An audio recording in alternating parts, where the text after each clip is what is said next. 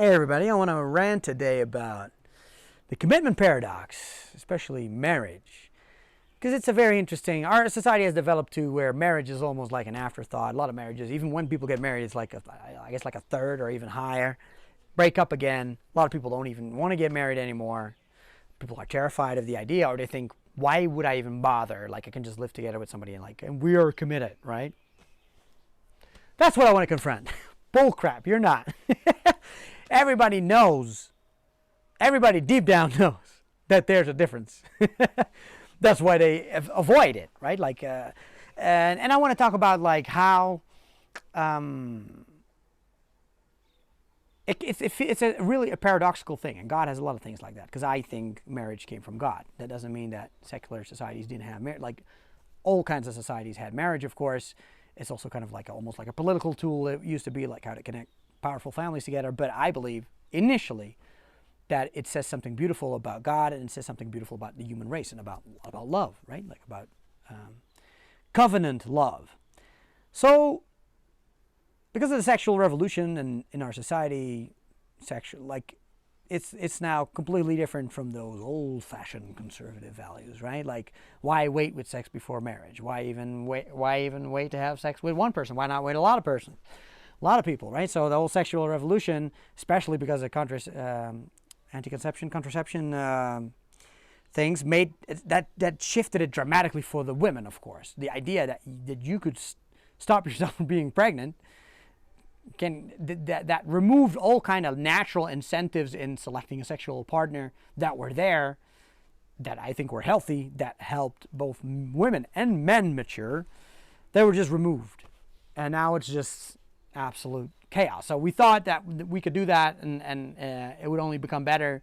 But I think that a lot of people are honest about what's happening in relationship, that it's become horrible. That it's become just way worse. Like both for men and women can't really find good partners. Like they're looking for partners, they're looking for real relationships, and they can't, and they wonder why. And I think it has to do because we destroyed a lot of those old structures. Were not just values. There were moral values behind them, especially from a lot of Christian cultures, but even non-Christian cultures. A lot of monotheistic religions have similar sexual values. Of course, the multiple wives thing is really different in Islam, but other than that, the idea of marriage being like the safe container for sex is with most monotheistic religions, and I believe even more other religions, but I can't really speak for them. Like in Hinduism, Buddhism, I don't know exactly, but I think in most cultures, it used to be you get married, even if that's married to multiple wives, you get married, and then you have sex. So why was that thing important? So like I say, there's moral values behind this, the idea of this is the way God designed it, or this is what proper sexual function is. There's all these kind of theological, maybe moral reasons about that. But I first want to look more at the kind of the structural reasons, that it's not just a moral thing. It's a structure, right? So the idea of you can't have sex before marriage, again, the moral reasons, but there's that hurdle or that little obstacle or that ritual that then involves the idea of being able to have sex and being able to connect yourself to somebody, completely changed the way you looked at relationships. Like now you can just dip it in left and right, or open up your legs left and right, like and not really think about that, because it seems like there's no consequences. There's a lot of psychological consequences. It's destroying our ability to be in committed relationships, and people don't want to admit that. But anyway, it's kind of like when people say, like, yeah, you need relationship experience. Yeah, really? Somebody who's broken up 8 times, so that's like 8 failed relationships in a row, right? Why does that make you better? Like, I don't think that makes you more equipped to be in a relationship. You are used to bailing out. You've trained yourself to bail out 8 times already or more, right? Or not even start to commit and just yield all of yourself, your whole body, to somebody. I think you're training yourself to not commit. It's kind of like a sports player training bad habits and then expecting himself to have championship habits to go be on a championship team, while you've always been slacking on defense and not chasing for loose balls and all that stuff. Well, you've been building a resume of not being able to win, right? So if you had this idea that multiple relationships, of course you you can learn from anything. I'm not saying that you can't learn from relationships, and that some people, in some sense, are the better off because they had a long-term relationship, didn't work out, because they saw all these kind of things, and now I'm watching out for that, and now they do have it. But that's not necessarily so. Like, I believe, especially as a Christian, God said that, but like, out all He can bring good things out of bad things, right? That's a beautiful thing, but that doesn't mean that's the best way to get those things. So I think I want to look at these structures, like how these old structures were actually facilitating commitment and the spirit of commitment and maturity. So for men, it's easy. If you could be with a lady, like the sexual drive in men is just like, it's kind of like the stereotype. Like with women, it's kind of like, yes, no, come here, go away, come here, go away. Like more flippant in some sense from the perspective of men. And for men, it just seems like their sexual drive is just, once it's turned on, it's just on until they die almost. Of course, that's not completely true too, but that's kind of the stereotype, because it's true for most men and most women. Again, it's not for everybody. And that drive is such a powerful drive, but it used to be curbed by this system. You can't just go sleep with anybody and everybody. You have to win the heart of a woman, but you also have to convince the men in her life that you're a man. And that's a huge difference. Because to win the heart of a woman is a very different tactic than to convince a man that you're right for his girl, his daughter, his sister, or cousin, or whatever. Right? And I think that old structure, as a man having to butt heads with other men to show them that you're man enough, they're going to grill you in man terms. Like that woman is looking for something else. Just like a man is looking for something else in a woman, as a woman is looking for something else in a man. That was so important. That was so important because women win the heart of a woman again. Oh, Casanova. Smooth talk, sweet talk. Oh, baby, I love you so much. Blah, blah, blah, blah. He loves me. Again, stereotypes. But this happens a lot. Like, why a lot of women are heartbroken is because there are a lot of douchebags around that know how to play the emotional strings of a female heart. But you can't play those emotional strings with a male heart when it's about his little girl. So that forced men to become mature, at least to some level, to be able to show that you're solid, that you have work, that you can supply, that you're, of course, that was historically also more that the man had to supply, but that you're financially stable, somewhat emotionally stable, you're not going to beat the crap out of my sister, stuff like that. Again, that doesn't mean that there were still horrible marriages in the past, like not everybody apparently took that task as serious, but that was such a great thing. I mean, I'm going to be honest, I didn't really have that, and I'm in some sense glad, because that confrontation with men is a real confrontation. But that is something humbling, I think, in a man.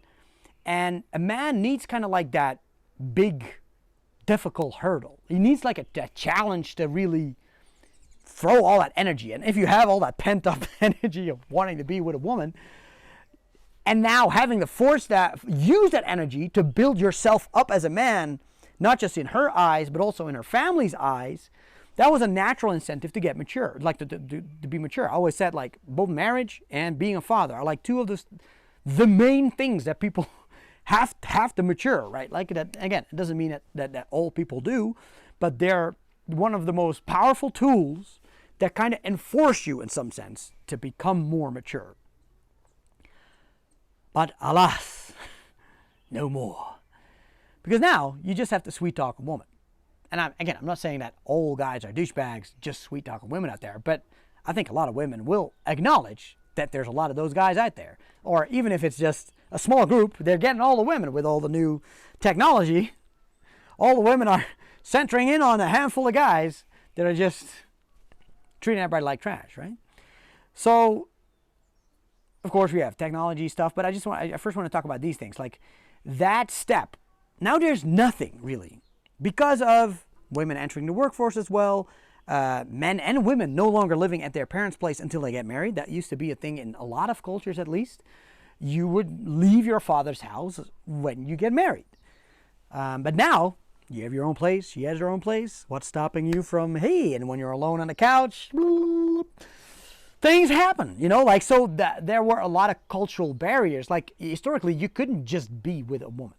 You couldn't just go hug, touch, kiss, like all these things, even without sex. That was even not even possible. Like there were a lot of kind of keeping the men and women separated in some sense because they knew, they acknowledged the tension that is there between men and women, right? Like the sexual tension. A lot of people, that's kind of like the same question. I want to rant about that as well. Can men and women be friends?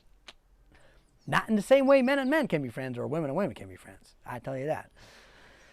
But anyway, they were acknowledging, I guess, that sexual tension between the sexes. And we're like, yeah, we're not putting people of the opposite sex in the same room by themselves for long stretches of time.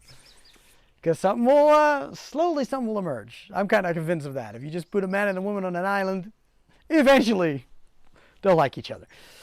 Anyway, yeah, so we were talking about those natural barriers have gone, like, right? So apart from other good values like self-control and stuff like that, it meant that this, what men and women desire a lot, like, so for women it would be the same thing. Like in a lot of cultures, that's the whole passport thing, bros.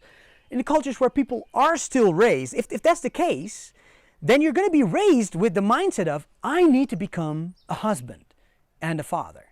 So from when you're very young, you're going to have to need this awareness, I need to be a man. Otherwise, I'm just going to be left out to dry, right? Because these young women, these women, especially when you were living in villages, like when the world wasn't as global and as interconnected, the good chick's going to be gone. If you if you wait until you're 28 and 29, 30, 35, until you get mature, they're going to be gone. All the good girls are going to be gone, right? Like you better man up soon and make sure you hit the market early in that sense.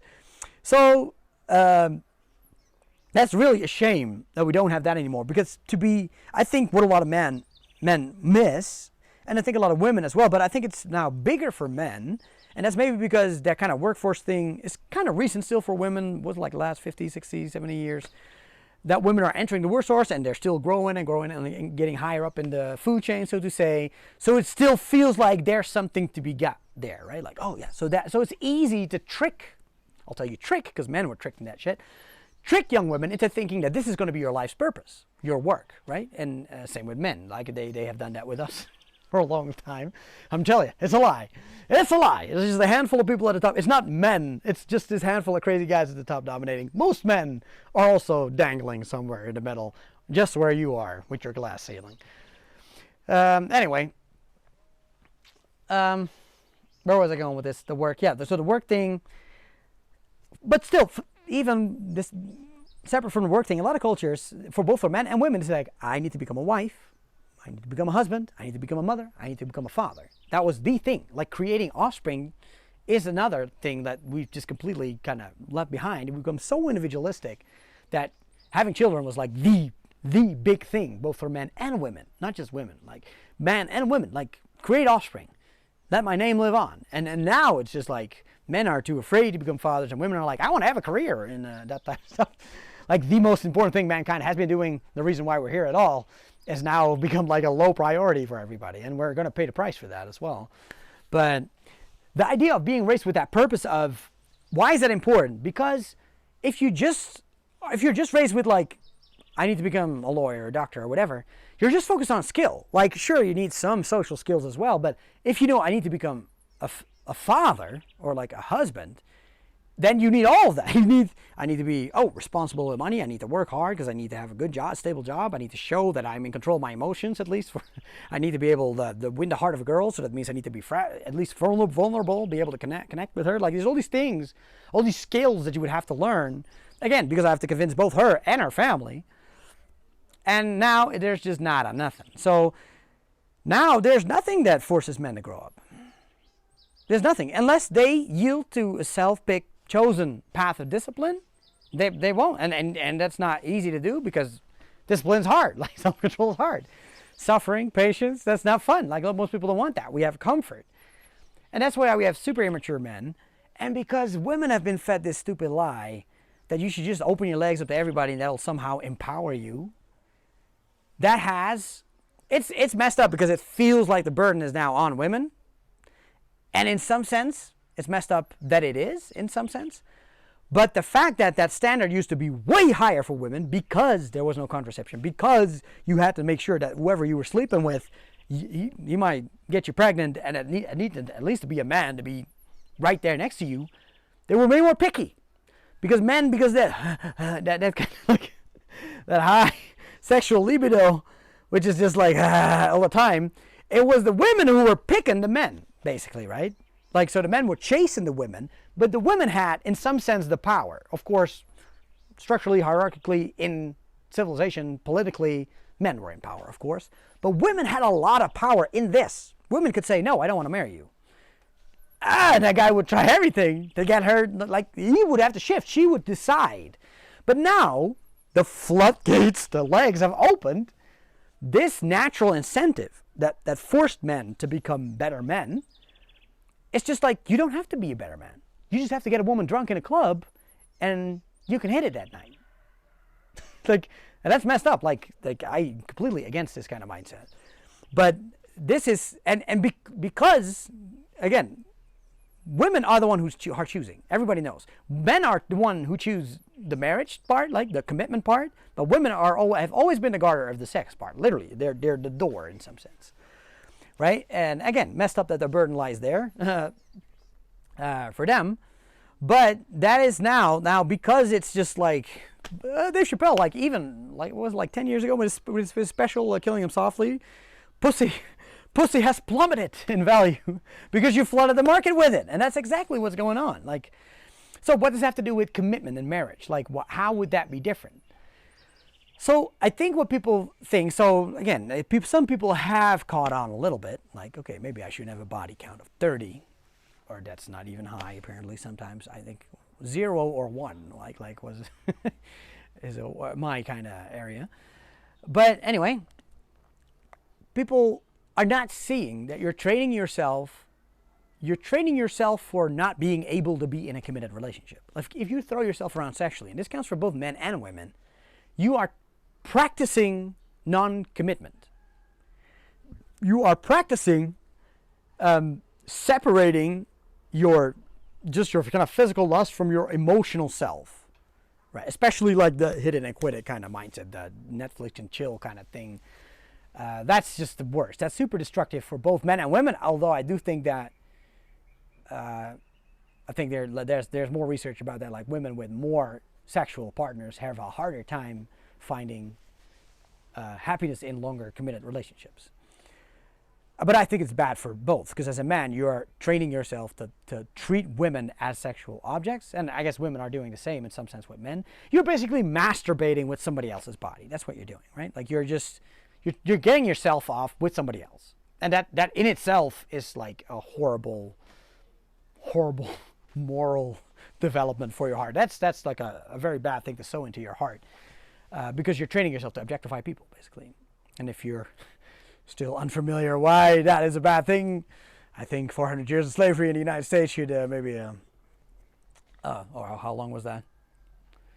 I'm a European, bear with me. A lot of years of slavery should let us know why that is bad to objectify people. Anyway, so, but then you have people who are like, okay, I'm not going to go sleep around, I'm not going to do that, but I do want to have sex with somebody, and I do want to live together before I get married to somebody. And here comes the interesting paradox of marriage. There is no other endeavor that you can do on earth that works like that. If you want, like, that succeeds like that, just think about it.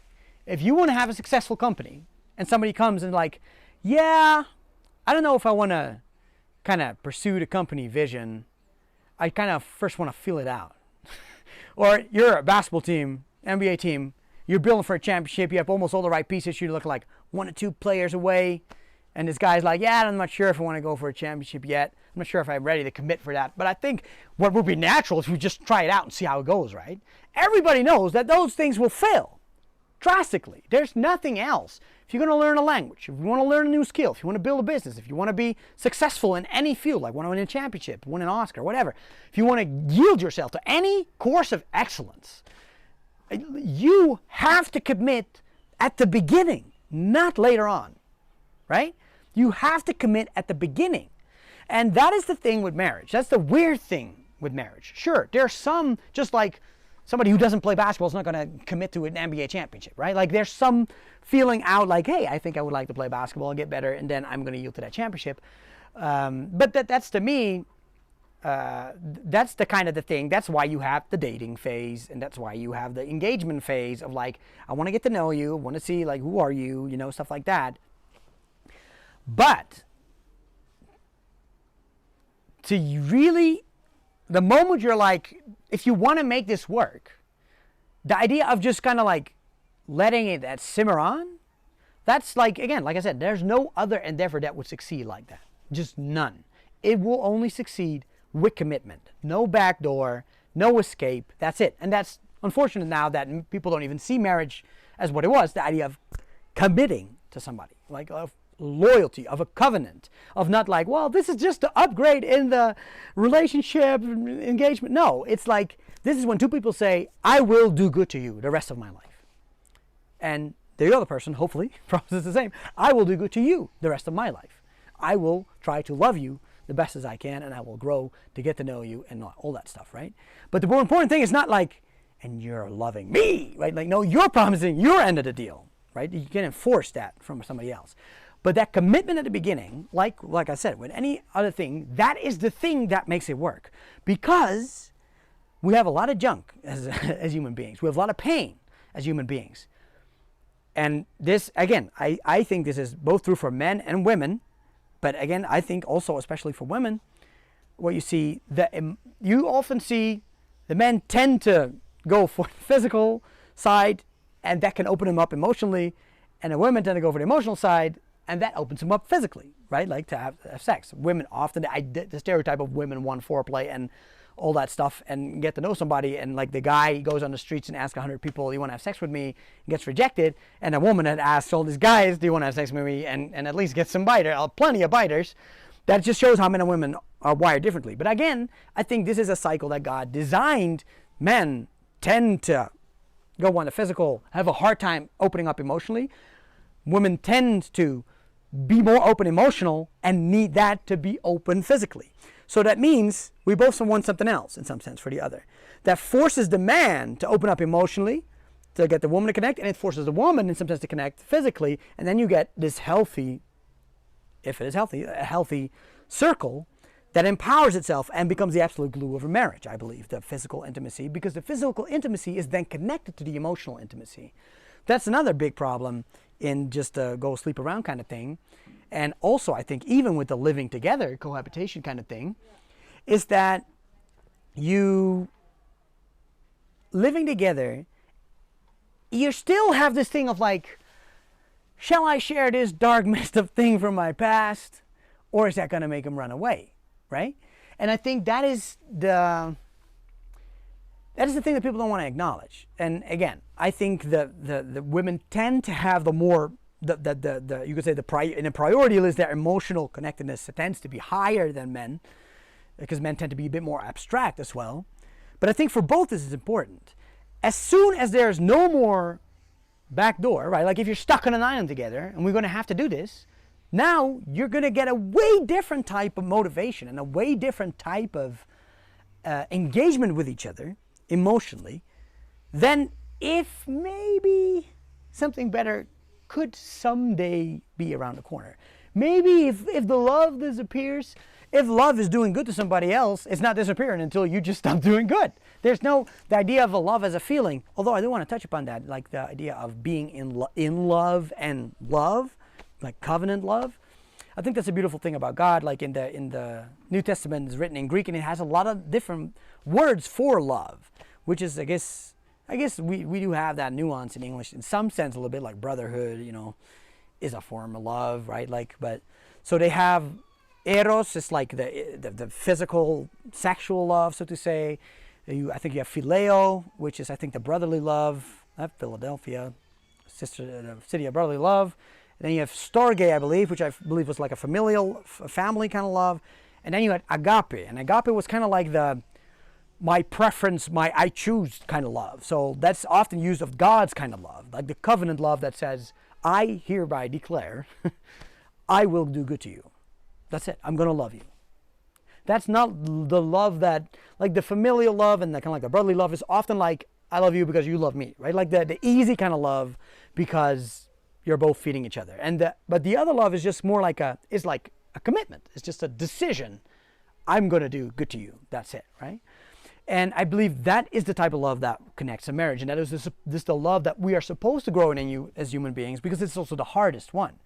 Because it depends on your decision. And again, I believe it also depends on you being connected to God and receiving the love of God. So knowing what that love even looks like and then being able to hand it out. But that commitment kind of love is a thing that I think only gets there if you make the commitment, right? Like, so people, of course, living together in some sense is a bigger commitment than not living together, but it's really still, it's really still not. It's kind of like I'm going on a basketball team, but I'm still not sure if I'm going to give everything for the championship, right?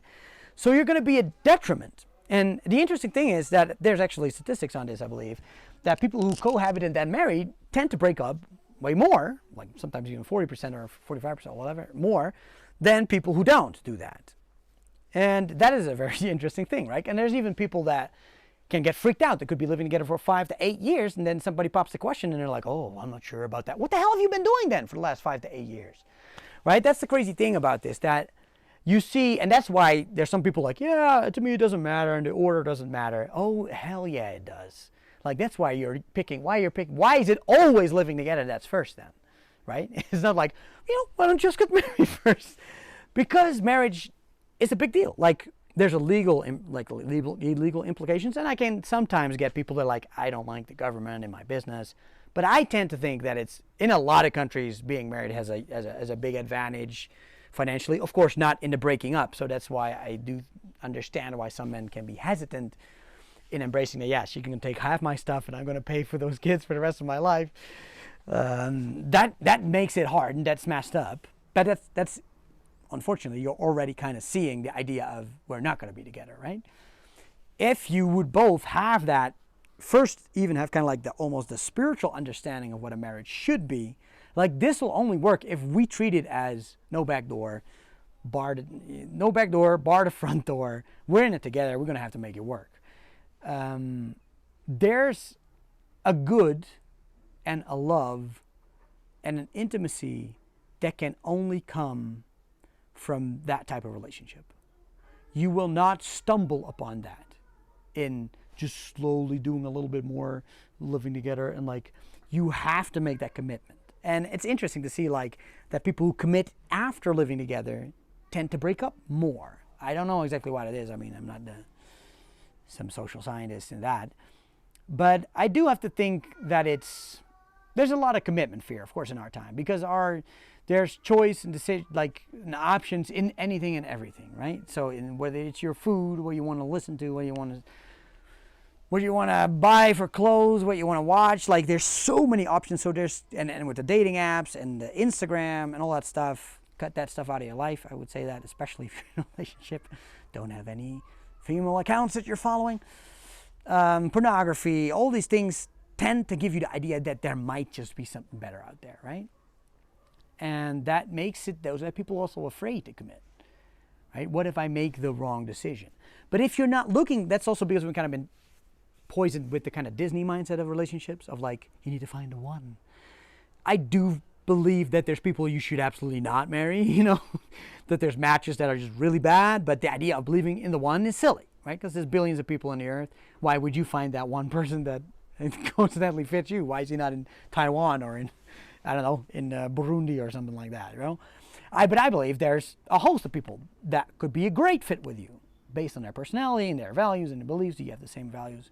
I always say spirit first and soul then body. So spirit first to me is, do you both have the same convictions about life? Do you both have the same worldview? Do you both have the same moral values? The stuff that you would stand and die on a hill for, is that the same thing? And that is also kind of usually where your life is aimed at, right? Where are these values taking me? What am I pursuing with my life? That needs to be first. And in Dutch they have a saying like, 2 different faiths on a pillow, the devil sleeps in between, or something like that. Like, and I get that. Like for me, I believe in God, I believe in Jesus. I do everything based on that. Like the way I treat my money, my time, like how I pick my partner, how I'm going to raise my kids. Like, if I'm going to spend, like, Lord, I feel the Lord is calling me to another country. You're like, yeah, to hell with that. Like, if you don't have even the same framework for that, Like, life's going to be tough, especially with difficult decisions, because that's usually that hill you're dying on, the values. A lot of people don't have that hill anymore. That is going to bind you together into tough times. Anyway, then you have your soul. To me, that's kind of like will, mind, emotions. What do you like? What are your preferences? What are you talking about? Like, what's your personality kind of like, you know? That type of thing. Do you click in that regard? Can you get along? You know, are you a good match? What are the stuff you like to do in the world? Does that match? Are your heart's desires of things that you think you want to do? Are they kind of matching? And then a final step is the physical intimacy. Am I attracted to you? You know, am I like, oh. Those are all important, but people tend to start now with the physical, and then the rest kind of comes in. The values they don't even discuss because they don't really have that anchor anymore. And then when they get in a relationship, somewhere it clashes, right? So that's for me. I was always like, that's why I could marry my first girlfriend. Anyway. That's kind of, I think, another thing, like, of course, because why do people, like, with the cohabitation and then breaking up, it also has to do, of course, how people are approaching relationship nowadays. They're not approaching it from, I think, that kind of, if they would already do that, I think that would already improve a lot of the odds. But again, the commitment thing is important because it enforces a certain type of maturity. It'll give you your one, especially for men, that one big challenge that men crave. It'll get bigger with kids, trust me, but to have this woman, just one person, you're just committing yourself to just one person to make life as best as it can be for that person, to know that person inside and out, to let that person know you inside and out, right? Like to finally have a place to open up, to not have that back door, right? And again, I think people, when you kind of push people and you question them, they do tend to see these type of things. Because again, like, people give themselves completely physically, and then their soul, so to say, the soul, the spirit, it's like way behind. Like, they're having the ultimate expression of love, because I think everybody agrees, physically, what is the ultimate expression of love? The most intimate, explosive, intense, one of the most intense experiences you can have as a human being almost is having sex, having that climax together. And you're doing that while emotionally you're here. That person doesn't even barely knows your name, right? Like, that is, at least you could see that that's off, right? That at least you should see this type of thing, right? You think, at least. And I think people can see that. But they don't want to. There's this thing where, what the Bible calls the flesh, just the strength of your natural instincts. The desire to want to be intimate, the desire to be seen. And again, this is slightly different for men and women, but we all have that. We don't want to be alone. We want to be sexually intimate. We want to have the feeling that we are loved and we want to love. And just like everything else in our microwave culture, we want to have it now, and we don't want it to cost us something. See, the idea, of course, getting married is like forever and ever and ever. Yes, that's terrifying. And it is terrifying. And it's terrifying for good reasons, because it will bring out the best in you. Because it's terrifying. Because it's like, now when I have discussions with my wife, like, so we have a little disagreement, a little clash, and she walks away angry, I use that line a lot. I'm in my mind, I'm like, forever, Wesley. Are you going to let your pride get in the way of having a horrible week, or are you just going to talk to her right now? Okay, let's go talk to her right now. Because this is going to be for the rest of your life. So if you are in it like that, if you're in it like, I'm committed, there's no back door, right? That'll completely change your marriage. And it'll force you to become humble. It'll force you to swallow your pride. You're like, yeah, I don't want to sit in this crap for a week or 2 weeks or a month or years of conflict, right? Go talk it out. Be humble. Yeah, man. But there's, I think, another reason, which I was kind of thinking about, why marriage is important. It's important also because it is a ritual. Like, we miss rites of passage in our culture, especially in Western culture. And we used to have this historically more, I think, even within Western culture, maybe also naturally in the way people were living. Again, like I say, what is forcing me to mature? What is saying that I'm a man now, or I'm a woman now? Like, women tend to have a kind of a natural, like, having your period is a huge shift, you know, that is kind of a natural, a very biological way of saying like, well, I'm at least in a completely different phase of my life right now, you know? Men don't really have that, right? Like, not really. I mean, of course, you become sexually active. In that sense, your body becomes awakes. But that's not still, it's not quite the same, I think, as it is for a woman. Anyway, the powerful thing about marriage is also, as a man, I'm going to have to ask her. That's already terrifying. Can we reject it, all that type of thing. So I need to have to open up and connect in such a way that I know that she will trust me to be with me for the rest of my life. You know? Then, step 2, the family has to be at least notified we're getting married. So you're getting that as well. Over that hump. Then you're going to do you have the whole preparation for a marriage. Again, I don't really like the $30,000, $50,000. We were cheap, I think, between $6,000 and $8,000 or something. We want to have a party, but again, you're going to invite friends, witnesses to this event. You're going to prepare. There's going to be money put into it. So again, you want commitment? This is enforcing you in some sense to commit. And just the act of spending, again, those terrifying humps of possible rejection of you and your future wife, you and her family, you preparing, getting maybe from all your friends and all your social circle, you getting married to her? Like, kind of solidifying your choice, like defending it sometimes even, you know, if you have a messed up network, or maybe a network that actually wants the best for you to see if you make the right decision. Then you put the money in, you have the preparations. Because it becomes this big thing, it becomes important, right? Why is winning a championship, does that give them the joy and the ecstasy and why? Because it's difficult. Because it took preparation. Because they had hurdles to overcome. Because there were so many reasons and so many ways they could not have made that, right? Like that it could not have happened. You're connecting yourself to one other human being. What are the odds that it is that human being and you together? And that you make it through the whole process of getting to know each other better, asking each other, getting the families together, and the families kind of getting along, and then planning this big day. Like, you're building it up to something that will mentally enforce it in your mind as, I'm making a big commitment, right? Like, this is like what they say, people who don't spend money on the things that they love, like, yeah, I really want to be a piano guy. Oh, did you take any courses for? No, not really. Okay. Where your treasure is, there your heart will be, you know, like, where you put your money where your mouth is, right? Like, so the fact that you're investing everything from emotional to financial to, like, you know, the physical, the struggle, the time, like, that all makes it like a symbolic transition to the next phase of your life. Then you have the vows in front of everybody, you know, like there's witnesses. Now we just like friends for a party. No, it used to be people are witnessing you saying that you're going to be faithful, and it used to be that the community would be like, we'll hold you to this, bastard, you little bastard. We'll hold you to this. When you are trying to wander off some other women, that would be a healthy community, that especially the men would push back like, you made a commitment, and you need to man up to that commitment. Anyway, those things together do something for your commitment.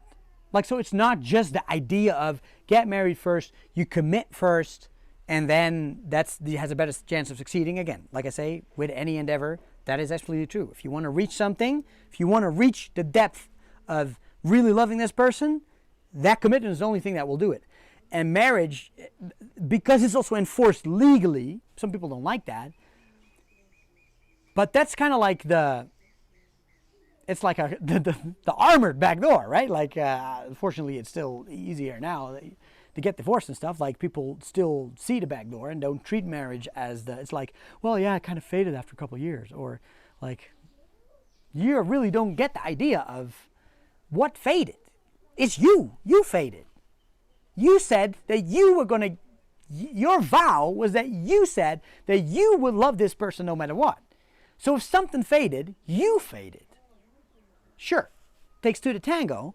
Everybody has a role in a marriage and in a relationship and any type of course. If somebody's an absolute douchebag and starts beating the crap out of you, you know, like I know there's extreme situations, but very often people drift apart because they're just doing themselves. Like, they're just do me. There, I want to rant about that. I want to rant right now. that whole individualistic mindset of like getting married is basically just two individuals now running together. No, it's supposed to be our lives merged. That does mean sacrifices from both sides, right? Historically, unfortunately, it was like the women that had to sacrifice the most. Is basically you just kind of run after that guy. I still think the man should be the leader of his household, but I do think that that's why that first phase is like, where are we going together? And especially the spiritual values is the deeper thing of what I'm trying to pursue. So not like the goal of I want that job or I wanted that career, but the deeper thing of what you're really trying to achieve. Because if that's the same, then even if the goals shift around, it will still be the same thing you're aiming towards. And if you're just goal aligned, that goal can just change in 2 years. Like I reached it, I didn't really like it, or I don't want that, I want something else, and now I want to go to Alaska, you know. That's wrong if you would base your life on kind of like just the kind of physical, natural goals that you have right now. It's important to kind of take into account, especially if they're very deep desires. I want to go raise up an orphanage in Africa or something like that. If that's somebody's deep dream and you don't want that, then don't get married, you know. But again, you fade it. Like that's I think the stupid thing. People don't see that anymore in their relationship. They basically see, I'm just give it a try, and if it's not fun anymore, I'll go. It will always break apart like that. Like I said, if that championship team is not everybody saying everybody's going to sacrifice for this, I'm going to try to get the best out of you. I'm going to be the best I can be to make sure you can be the best you can be. If the team is not like that, it will not win a champion. Like it will not. Like it will not work. A business will not succeed if not everybody's on that same page. You will not learn to play the guitar if you're not sacrificing and be like, I have to practice like a couple hours every day. Even when it gets hard, even that stupid thing that I don't want to do, like everything that you want to achieve takes that sacrifice, and takes that utter devotion to that goal. And that people are now like, oh, well, I kind of like you. I'm just going to do me with you next to me until I don't like it anymore. Well, yeah, I kind of faded. I hate. I know what hate means. I hate that. I hate that not just because it's stupid, and it's kind of like a blind spot, but it's like people are shooting themselves in the foot. Because again, with all those other things they see, I will not get the satisfaction. I will not get the idea of having accomplished something unless I yoke myself to this. But in relationship, for somehow they don't see it. Even with sex, they're like, yeah, I need 100 sexual partners to have better sex. Yeah, tell me, if you want to be the best dance couple in the world, what will be better? To train 1,000 hours or 10,000 hours with one couple, or to have 1 hour with 10,000 different couples? Don't be stupid. Of course it would be better to be with one person. If you want the better sex, of course it would be better to be with one person and talk and grow and learn each other, to fully learn that person, what pleases that person, and she'll learn from you for you. Of course that's going to be better sex. The only thing the other thing has is novelty, right? It's just like, just the novelty of new. And we're being bombarded in the novelty of new. That's why we have timelines. Oh, new. Zap, zap, zap, zap, zap, zap, zap. And that's what's draining our dopamine supply, and it makes everybody feel unhappy. It makes everybody feel unhappy in everything they do, because it's everywhere now, that dopamine. And now we bring it into relationships. You just go sleep with 50 other women. That'll make you really good. No, it'll make you really good at disregarding human beings. And again, like I said, that dance couple is a great example. That one dance couple with 10,000 hours is better than any other couple that was just dancing around with 50 other people preparing for that competition. That's just stupid. Again, with any other thing that you would have to work together, of course, that collaboration, teams, sports teams, business teams, that dedication, collaboration, hashing out the problems, getting to know each other, completely amplifying each other. Of course, commitment to one group, one team, one person is better than fluttering around. That's just silly, especially because that's in the male, that irritating space on YouTube where men are being taught to be douchebags and women are being ridiculed for being sluts, while they're actually also sluts, like that kind of thing. You're both sluts. Stop it. That's what I never got that. Like, the men were douchebags and the women were like, hey, we being called a slut when we do that and you're not. So we want it that we're not called sluts when we do that. Instead of saying, bring those douchebags down and make them good, upright, strong, moral men, you're basically saying we also want to be immoral. look at society now. Now we're both messed up. I mean, I really hope that there's a generation that sees the power of this. Because I've really seen it in my marriage, like the yielding to each other and having that same spiritual base is super important. It's just painful to kind of see people go through these psychologically silly things. Like they're pursuing something in a way that you feel like it's clear that's not going to succeed. Again, use the metaphor on anything else. You will not succeed. And people are approaching the most important thing maybe in their lives, like love, intimate relationships. They're treating it like that. And I want to say something a little bit about in love, because I was kind of saying like, when it fades, you have faded. You have not made the other person the top priority in your life. And again, there's always narcissistic people and like completely distorted relationships that, again, if we had that other system, might have caught those bad fish earlier.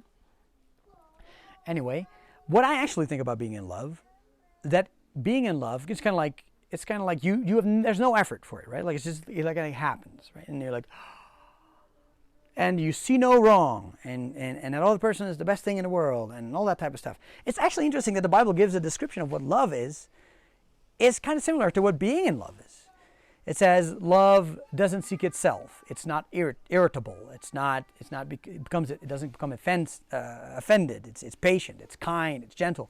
It hopes all things. It believes all things. So that's completely somebody who's in love, right? Like they're not irritated by the faults of the other person yet. The person can only do good. They hope all things. They believe all things. It's like they have this ultimate positive mindset of what could be. It's like they see the potential of something. And I believe being in love, so a lot of people would say being in love, yeah, of course, that's a spark, and then it fades, and then you get like the hardship of marriage. And again, marriage can be hardship because human beings are messed up. So it's going to be a day when I'm going to see your shit and you're going to see my shit, and maybe at the same time, and maybe it's going to be really ugly. But iron sharpens iron. Like there's a thing in that process where we actually get rid of our shit. Again, no back door. I finally be vulnerable and open up. And it might be really messed up, but by bringing these things into the light, that's kind of, again, a theological thing that I believe, if we live in the light as he is in the light, his blood cleanses us of all unrighteousness. I believe there's a power in confession, a power in bringing your negative side, your sins, your whatever you want to call them, into the light, to share that with at least somebody. And that's the beauty of having a partner. At least somebody that actually gives you room to say, that's not me, right? The moment you keep it in, it's eternally a part of you. And the moment you let it go, especially confession also in the angle of saying, I know this is a bad thing, acknowledging it's a bad thing, agreeing with God in that sense, yes, that's a bad thing, that allows you to become not that, right? I mean, that's like, you can only become somebody better if you can let the person who you are right now die and let it go and not cling on to who you are, both your good and your bad, basically, right? If you just like, no, this is who I am, this is how I am, this is how you get your identification, and that other person is just confirming that all the time. That's not what you should be seeking in a marriage. Like if love is not focused on itself, the marriage should be about, have I found somebody that I want to love the rest of my life? And not have I found somebody that's going to make me complete. God makes you complete. There's no human being on earth that will make you complete. God will use that other person to make you feel his love as well. But if that person is the thing you're going to lean on, you're going to fall. And if that person is going to lean on you, then they're going to fall as well. Of course, there's these seasons where you can lean on each other like that. But if this doesn't bounce around, like eventually no human being can be that to another human being. That's the role of God. That's the hold you feel. You think you're looking for a partner, you're looking for God. So first get God, then get a partner, because you'll make way better decisions, trust me. But anyway, I believe being in love is kind of like a reflection of God's love. How God can look at us and not look at our faults and be like, I love you. You're my son. You're my child. You're my daughter. I want you. With the blindness. But then people say, I didn't get the steady love. And I agree in the sense of, then you yield to the commitment. I have committed myself to doing good to you. Not because you deserve it or because you're the greatest person in the world. I thought so. And then after 5 years, we see everybody's broken, right? I mean, you may hopefully still have a great marriage partner, but everybody can see, yeah, they're not the greatest person in the world. Everybody has those faults. But that commitment will then birth something and grow something in you. So I believe actually being in love is both You could say a fruit that God gives you to taste. This is what love should be, or what it could be. Because I believe that if you plant that, I always used to say, like, God gives you a fruit first to taste, like, oh, this is amazing. It'll give you something good in your life, but then he gives you the seed. Then he's like, okay, now you build it in your life that you can become a person that has that, that brings forth that, right? And I had that with all kinds of spiritual things, so like things that God can show you or teach you. You usually have a season of, whoa, God's giving me all these things, and then all of a sudden there's nothing. And he's like, I want you to believe that I'm still like this, and then it'll grow in you. But it's the same with love. You have experienced this moment, hopefully, maybe, in being in love of like, whoa, to see that person as God sees that person. Like, don't see the flaws. You see the good. You hope all things. You believe all things. You're not irritable. You're not becoming offended. You're kind. You're patient. You're gentle. You're doing everything for that person. Think about that face. You're doing everything. All your time, all your mind, like all your attention. You're focused on that winning that person's heart. You should never stop, right, doing that. And even when you stop feeling like that, now you should build it in you with that commitment. By saying, I am doing this. And by yielding yourself to that day by day by day by day by day, I believe that eventually you will build, you could say, that tree in yourself, that seed become a strong tree, and you will start to feel like that again.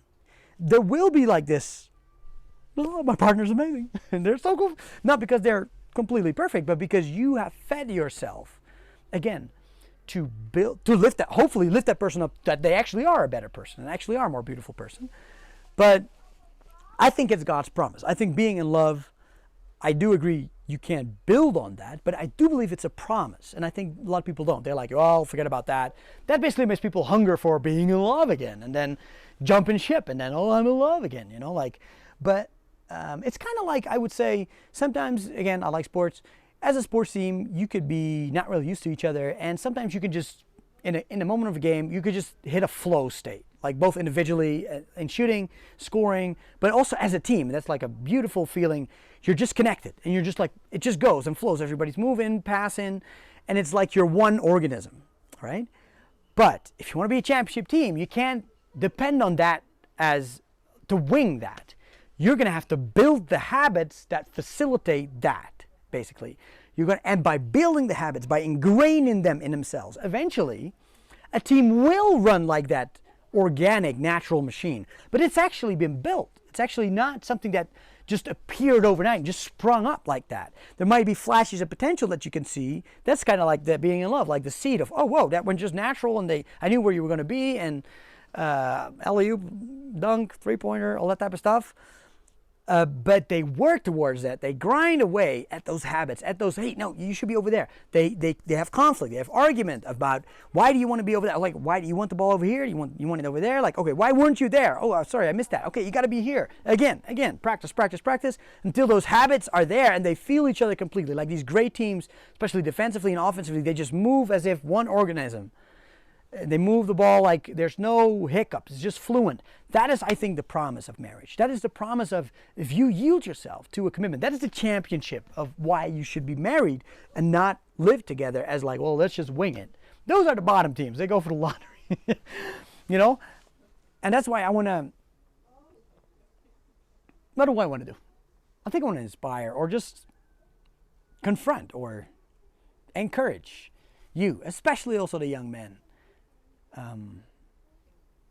Create that boundary for yourself again. Again, I believe if you have God, He will show you He will show you the why. Because I think for a lot of people it was like, yeah, there's all these arbitrary boundaries. People didn't have understanding about if God asks something of people or says this is the right way. There's a reason why it's the right way. It has to do with our psychology, with what it will do to us. But often I think the church has failed to give that understanding, and it just feels like an arbitrary rule. It's just like that. That's just the way it is. God says it. It's in the Bible right here. But there's no explanation, right? So I hopefully, my crazy ranting has helped you at least see some angles about why it is old-fashioned stuff was there and what it will do to you if you treat those boundaries as being there. It will just see what it will do to you if you say, I can't have sex with anybody until I get married. It will completely change the way you approach relationships. Completely change the way you approach relationships. And hopefully it'll make you, again, it will enforce you to take on those disciplinary challenges for yourself to become a mature man, to become a real man, right? And for you women, the same thing, right? Like, I think, close the legs, ladies, just like with the guys, zip up the pants, close the legs. There's something that will be built in you by restraining that desire, again, in a healthy way, by understanding why you are restraining that desire, right? Like, so, of course, historically, the church is like, hey, you can't do that, they can't do that. You need to know why. And if you know why, because this thing will drive me, that desire will be such a strong drive in my drive to maturity and in seeking a right partner. You will not go mess around with douchebags in the first 5 minutes, okay, no. Stop dating that guy. Stop, drop it. No matter the sexual attraction, if it's not aligned in your spirit, your values, your morals, and then your soul, like you're emotionally connecting, then don't go there. Don't go all the way in your body and hurt your soul and have it be way behind, right? Like, it's a silly thing. So I hope for both of you, young men and women, yield to this. See that as that. See being in love as a seed that's a promise that will be there in utter commitment and yielding yourself, dying to yourself. Because and again, any championship team, any grand master in whatever, violin, chess, or whatever, will have to go through that grind of killing off the bad habits, killing off so to say, that is in the way of the purpose that you want to achieve. And yielding to marriage like that, of being like, of course, we can talk about maybe another time about that earlier phase of how would I then know about who to commit to. But again, even yielding to that idea will change the way you look at it and who you even want to date. Like, there was a lot of people who were like, it's a nice girl, but I'm not even going to start dating her because I know I would not get married to her. And it'll also open up a lot of time to develop yourself as a person. And that, I think, will actually make you more attractive as a person. I think that's maybe also a thing that I briefly want to touch upon. If you're looking for a partner, if that's your main purpose in life, you're going to be way off, both for men and women. But if you're pursuing who you should become in God, I believe, like I said, that moral compass, that like deeper mission of who you are, the sooner you can find that, the sooner you actually know who would be fit for you. Because when you're looking just for a partner, you're just looking for, of course, basic human desire, the desire for intimacy, the desire to be not alone, stuff like that, to want to do life together. And those are not bad desires, but if they distract you from, because I see it like this, like for me and my wife, I always felt like if I see that she's going the same way, if her heart's set on God in the same way, that she wants the same thing as I have, if we're all going to the same top, then it doesn't really matter where you are right now, in some sense. Of course, being way apart is not good, but if I'm looking for you, if I'm just aiming for you, we're not, oh, she's going that way. No, I'm not going this way. No, then she turns. And like, you're being led by all these kind of hunger, anxiety, urgency kind of feelings, which is unhealthy. You should have a strong intrinsic kind of drive of who you are and what you want to become. And especially, I think, for men, it's interesting. They always say, like, Adam in the garden first got a job, and then he got the woman, right? Like, first he had a purpose. Have dominion, be fruitful, multiply over the earth. And then it was like, in this purpose, in this mission, he wanted a helper. He wanted somebody next to him. He wanted somebody that could complement him in that journey. But if you don't know where you're going, again, this is true for both men and women, but I think it's especially true for men because I feel like men are called to have a leadership role in the context of their family, as a father, as a husband. And I think an aimless man tends to be more destructive than an aimless woman. Can be debatable, but aimless men can be really destructive. So know who you are. So again, if you think like that, I'm only going to have sex with the person I marry, and the person I marry is the person I'm going to commit my entire life to, you will live your life differently. You will prepare differently. You might see, I'm not even ready for a relationship right now. I don't even know what I want. I don't even know what I'm going to build. Then you can just cut that out of your life. Easier for men. We tend to have less of that biological clock, but I'm speaking to men now. But it'll give you so much more purpose. And then don't use like is it the red pill movement? I don't know. Like you go sleep around with 100 women. That will not make you more of a man. That will, again, train you to become a douche, basically, to women. You'll be desirable in some abstract sense, but it'll be based on an illusion. Because these women will get with you and then will get treated like their dirty sandwich. And so it was an illusion. You were not really to be desired because you were not a mature and healthy man. But if you can really become a healthy and mature man, that is also desirable for women. And they'll see that, right? Like, and if you can be that and not just go after every loose cord and loose ass flapping around, which another problem, how people dress nowadays, like this pains me so much to see my sisters just being sold this lie that first objectifying women was wrong, and now the entirety of society is almost geared towards making women objectify themselves. Man, such a painful, and then wonder why you can get 20 men to sleep with you and nobody commit to you. It's painful because it's a lie. People have been lied to, both men and women. But yeah, I think I'm done ranting. It's a paradox. It's a paradox because it seems more logical, like, well, slowly build up the commitment, right? But eventually you see that doesn't work. It doesn't work in anything. Like, if you want to become a grandmaster in the piano, it's not going to be like the moment you yield, that's the moment that pursuit really starts, right? The rest is just fucking around. Sorry, pardon my French.